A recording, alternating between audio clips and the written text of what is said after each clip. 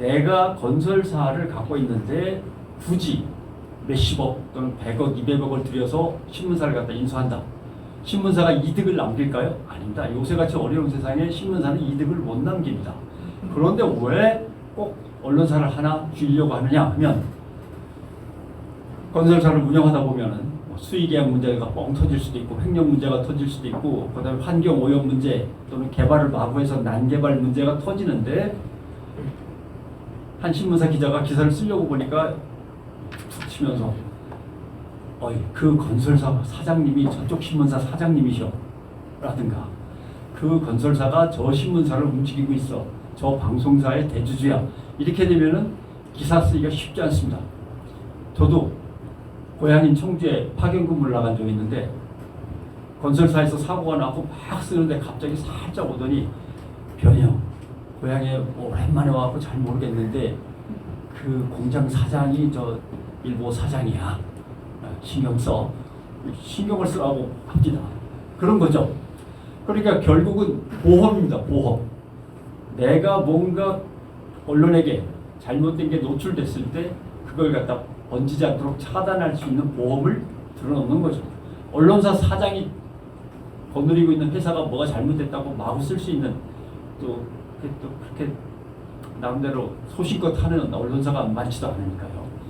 두 번째, 기자들을 쭉 풀었는데 그 기자들은 어디든 들어갑니다. 어디든. 그걸 기자의 접근권이라고 하죠. 아무데나 들어갈 수 있습니다.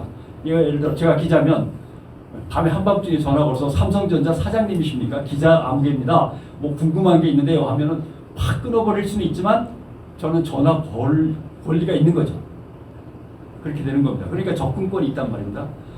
근데 자기가 거느리고 있는 언론사의 기자들이 가져오는 개발 정보라든가 도시계획 정보 이 모든 것들이 자기 사업에 대단히 도움이 되니까 또 언론사를 갖고 싶어 하는 거고 두 번째 정말 문제가 터지거나 또는 개발 정보가 입수된 게 아니라 개발 계획이 진행 중인데 저 고속도로를 아래로 좀 꺾었으면 좋겠는데 라고 할 때 자기 밑에 기자들이 동원되는 거죠.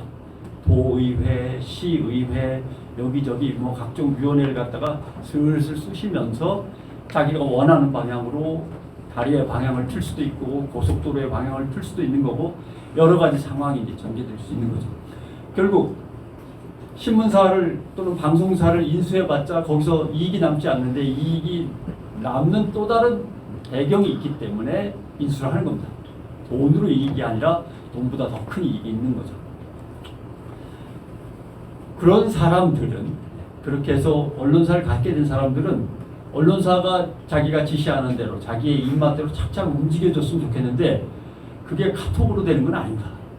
그러니까 건설회사의 기획실장으로 있던 자기 측근을 언론사의 부사장이라든가 언론사 기조실장이라든가 이런 식으로 집어넣죠.